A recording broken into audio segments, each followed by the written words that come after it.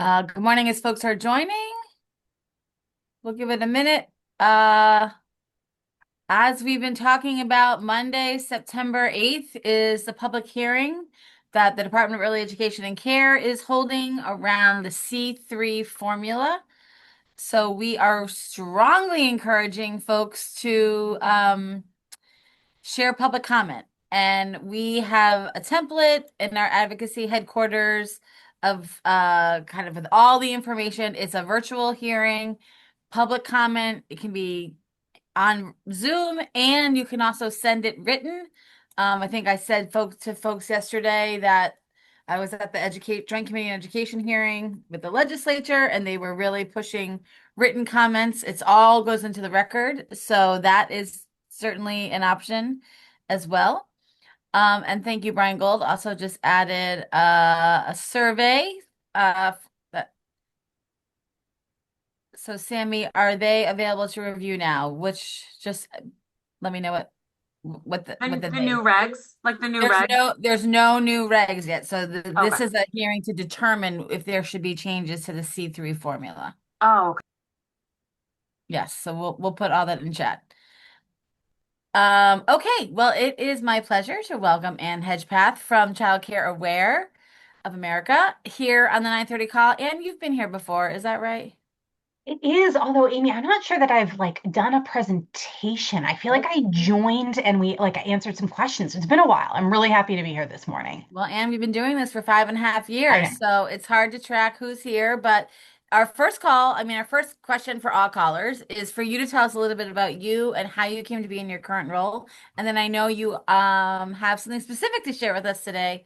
And then I'll monitor the chat and I'll put the link in that you sent me this morning so you Great. can be free to present. Awesome. I will start then with an introduction. And thank you all for joining this morning and making some time to hear some of what I'm going to share. I'm Ann Hedgepeth. I'm the Senior Vice President of Policy and Research at Childcare Aware of America.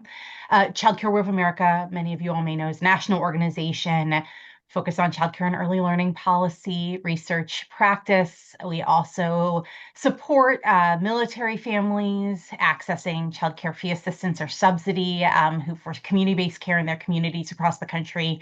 And we work with a network of organizations who provide child care resource and referral services in communities and states across the country.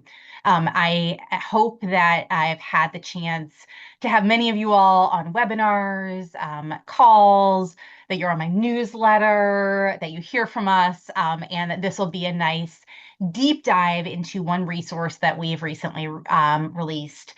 I've been at CCOA for almost 6 years at the end of the month, coming up in September, and I have been a part of the policy and research infrastructure at CCOA during that entire time.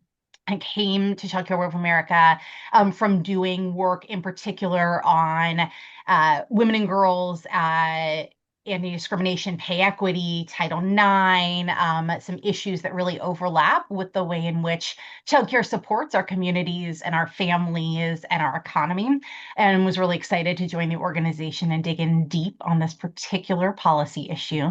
I am based in Washington, D.C., where I live with my dog, Maggie, who might lurk in the background here. She sometimes pops through the fake background. So if you see her, her little face, that's who that is. And yeah, I'm going to try to share my slides right now and we will dig in. And this is the hardest part of the 9:30 call is Let's, actually getting the screen share going, but it looks like it's did I fine. land it, Amy? Yes, Okay, that was a 10 out of 10, I think. I'll take it for now. Oh, and right into presentation mode. Wow. Are you seeing it correctly or We is it? are. I mean, Okay, we great. are. It looks Perfect. great. It does mean I think I lost the chat. So Amy, I really appreciate it. I think That's right. That's you'll keep an eye on it. absolutely. Oh, and and Kim Dion is joining. She's coming in from the waiting room right now. Great. Who you I will know is our R&R expert in Massachusetts. indeed. I'm so happy she's on.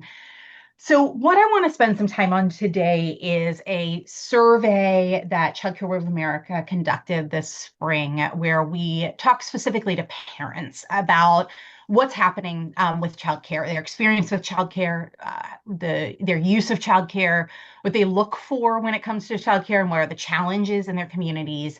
And then, what are they expecting? What do they want to see happen moving forward, in particular with policymakers? And I'm going to acknowledge up front that, the minute you do a survey, it's out of date, right? So we did this in the spring of 2025, but it's something that I think is really validating here is that a little later in the summer, we saw some results come out from a survey that the AP and NORC did that found incredibly similar percentages of parents answering their very similar questions. The way they answered our very similar questions, which is a reminder that I don't think these findings are time bound. A lot of the things that we asked about are really about the overall experience that parents are having with childcare. And so while there's always value, I think, in getting more updated information, I also think there's an evergreen nature to some of what we were digging in on in the survey that I hope will be helpful as folks think about the stories we want to tell about childcare and parent experiences, the things we want to include, we want to encourage decision makers and policymakers to do, and the way in which we maybe set counter narratives to maybe challenges we're seeing, things people are bringing up, myths we're seeing in the media. There's a lot here, I think, to work with when we think about parent voice, about childcare needs, and about where we want to go with our childcare system. The survey that we conducted was national, and we did not do any sampling that would allow us to provide state or local specific results. And so I've encouraged in groups I've talked to about these results that if there are things you see here, we're getting Texas specific data would be helpful to do a state specific survey. And we hope that this survey, taken in combination with other organization surveys, can be a model when there are state and local partners who are looking to put similar survey tools out in the world. We are happy to help with that, but we did not get down into the local granular type of sampling. We did, however, make sure that we were drawing from a solidly representative group of parents across the country. So you can see that among our respondents, we heard from women and men. We heard from parents across the age distribution. We made sure that we were hearing from parents of all political stripes, of different education levels and different ethnicities. We do also have a solid representation of parents whose children are under the age of 5, although also parents whose children are older than 5, so that we get a sense too of how parents move through this experience of accessing childcare and specifically childcare for our youngest children. We started by asking in the survey some key questions around parents' childcare arrangements, what they were looking for, and how hard it was to find childcare. We wanted to diagnose some of the problem and also understand that, or make sure we aren't making assumptions about what parents and families are looking for when they go out in the world and they're looking for childcare. And I think a big takeaway that is much more about underscoring a truth that we all know about our childcare system is that parents are piecing together childcare arrangements. They had the opportunity to answer this sort of initial question that I'm sharing here about their childcare arrangements by providing one or two of their main childcare arrangements. And we had a majority of families tell us that they were using more than one arrangement, right? But we did find that 30% were using only out-of-home care, though it could be a combination of out-of-home care, and 43% were using only friends, family, or a nanny or babysitter, and that could include themselves.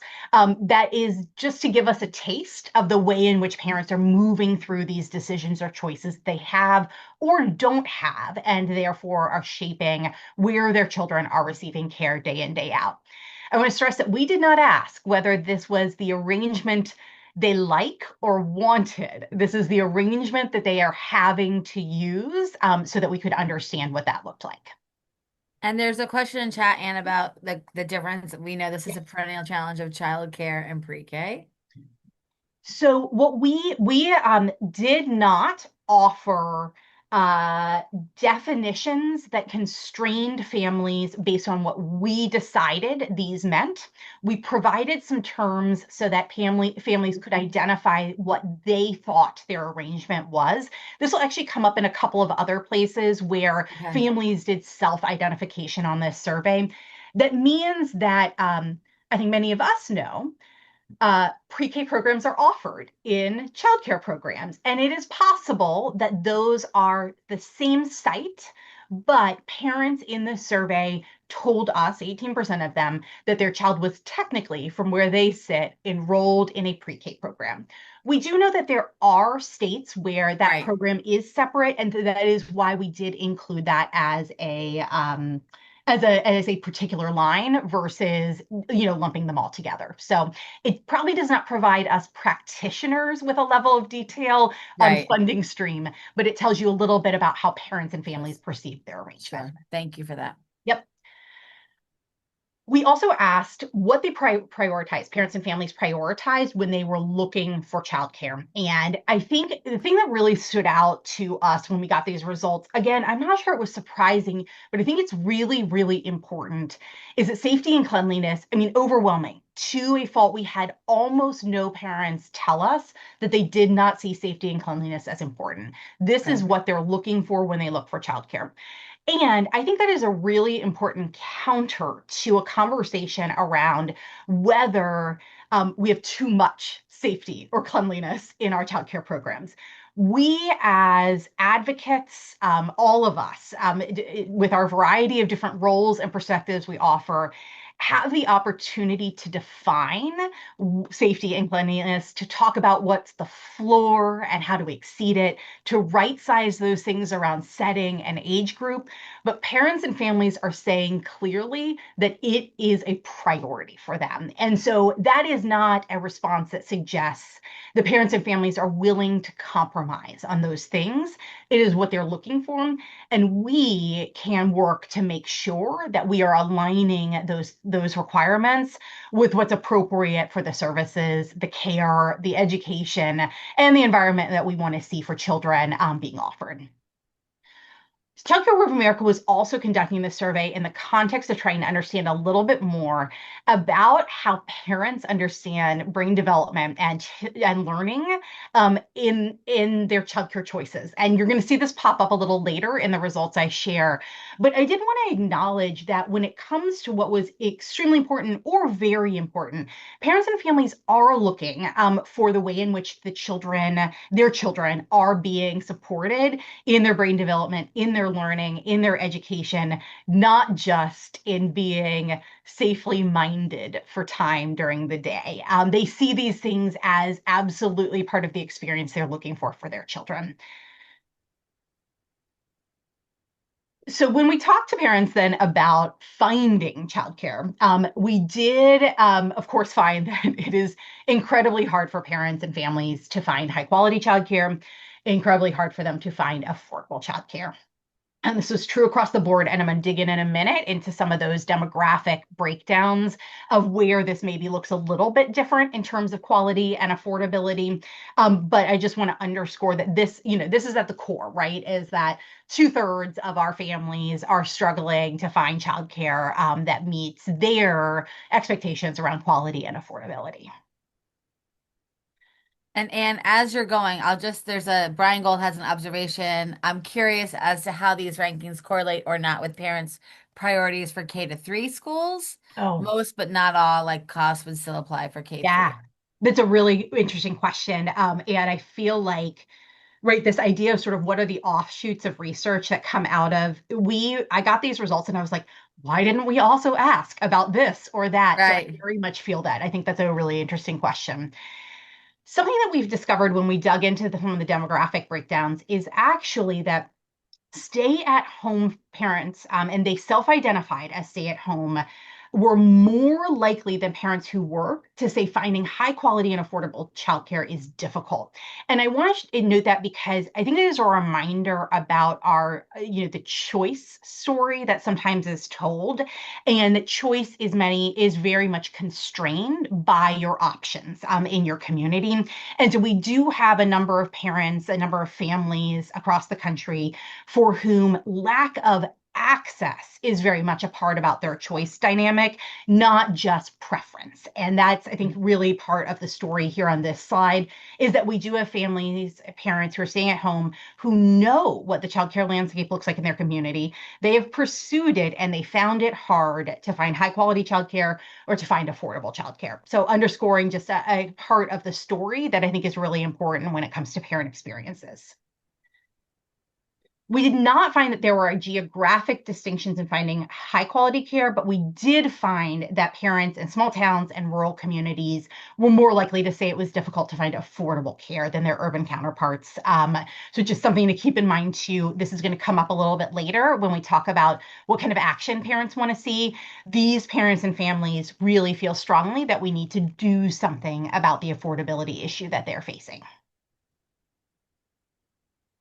We also know that parents and families who are struggling are going to experience, in particular, the affordability crisis, but also just the access crisis overall, more acutely than parents and families who are comfortable and able to afford childcare that they're looking for in their community. So, again, just a reminder about the way in which families engage with their childcare search, what they're looking for, and then what their options ultimately end up being. Now, families did self-identify into these categories. And so I think in many ways, these categories of struggling, just getting by, feeling comfortable but not saving, and comfortable and then saving, those reflect, I think, a variety of different actual income levels, benefits, eligibility, and other factors, community to community. So this tells you a little bit more about families' perception of themselves and then how they're engaging with their childcare search, not about a particular threshold of affordability that is or isn't attainable, I think, when it comes to childcare prices and family affordability. So we also asked parents and families, really, what are the problems? If they were going to diagnose the problem in the childcare system, what were they thinking about? And we did see, right, that the top of the list when it came to various serious problem is the cost, is how much of their budget childcare utilizes. But all four of these items on the screen were essentially within the margin of error when it came to the total problem. So the overall number of parents in the survey who said it was either a very serious problem or a somewhat serious problem. And what's really important, I think, on this slide is to talk about how parents see what's happening in the childcare system as not a single issue. It's just really expensive for me. They see it as something where there are a number of challenges that need to be addressed that are about price and about the supply and about the way in which childcare teachers and educators are compensated within this workforce. Parents understand that low wages are a problem, and they don't see it as a different amount of a problem than the price or the cost that they are facing as a parent. So I think this is really useful to us when we talk about comprehensive solutions, especially comprehensive policy solutions. It is insufficient, and parents understand that the only problem out there is not just the sticker price that they see on the childcare that they're buying. It is also some of these underlying issues about the lack of childcare, so our supply, and about the workforce and the way in which our workforce is not well compensated. So this, I hope, is a useful takeaway as we think about the larger system change that we are all fighting for, and some of the ways in which parents agree that those are the kinds of changes we need to make. And Kate Warren Barnes shared more to come soon, but when I asked the Black moms in my dissertation study about what safety and childcare meant to them, they talked about psychological safety, freedom from racism, and environments that see the full humanity and potential of their Black child. And then Christine added, so important to understand what safety means as well as quality.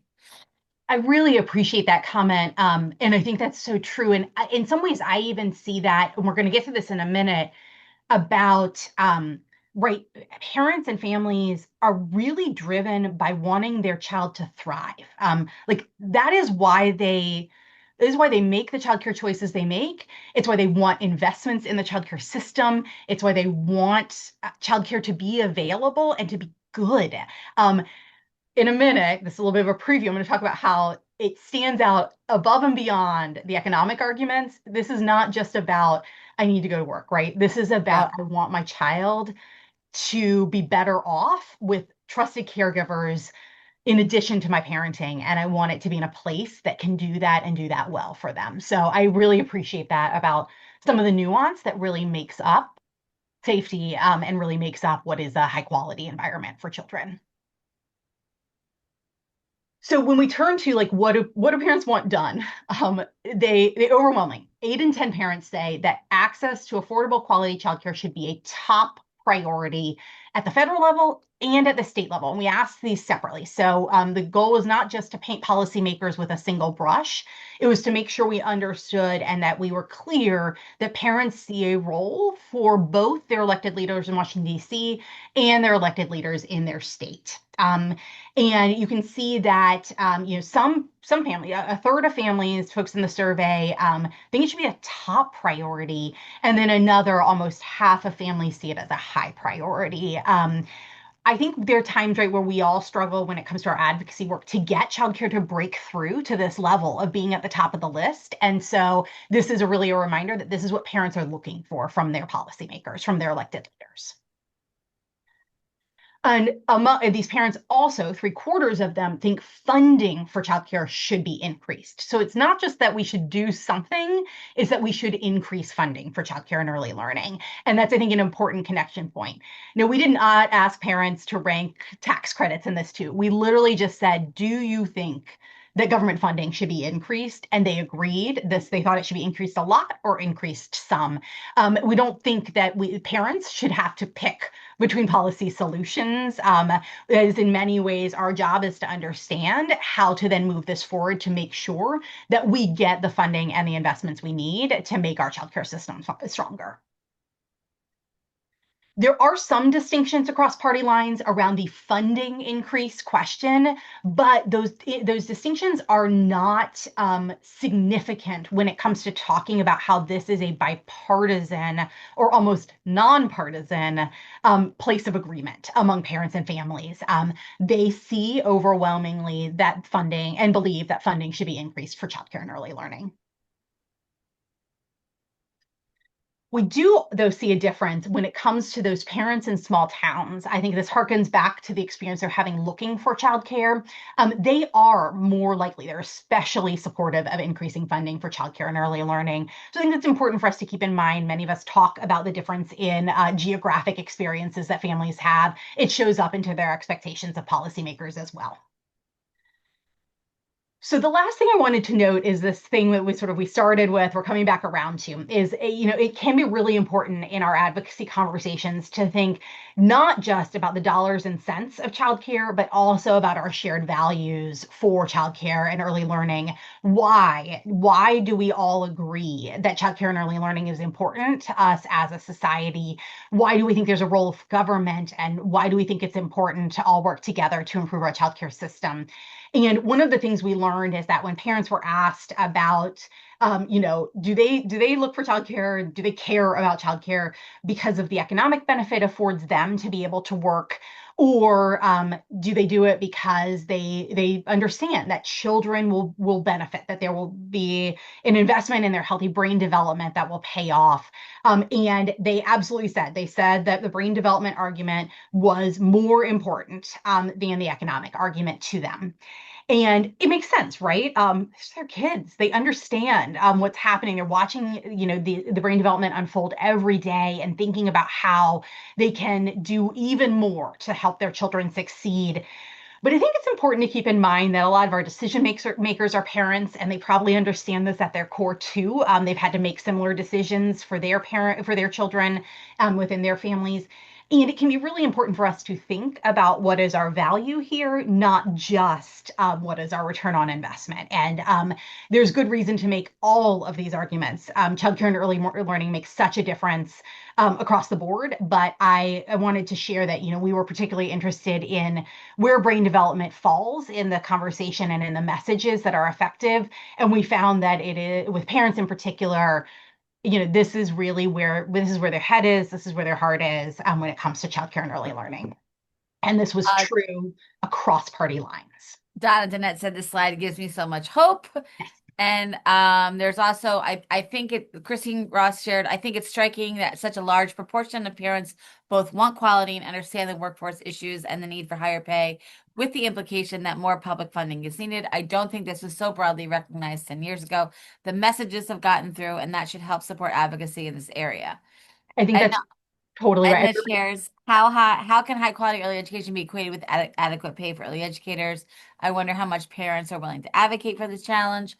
And Michelle from Little Amigo says what we found is when parents know how low is low, they're willing to advocate and work with the program to ensure that the parts of the budgets go right to the right places. But while they understand it is low, they don't necessarily know how low and what percentage of the budgets are going to staff compensation. That's really interesting and such a good observation, I think, as we think about narratives, public awareness, information that can be shared at the program level, and then coming up to, say, a more macro level, how much more specific and how much more information would be useful to make this case. So that wraps up my slides. I'm going to stop sharing, though I told Amy I'm going to make sure that you all have these slides so that you can use them. And I believe, yeah, the results, the actual resources where we made some 3 or 4 pagers are available in the chat on our website. Are there any other questions, Amy, you want me to dig in on? I think that's all the questions. Oh my gosh, you ended right at 10 o'clock.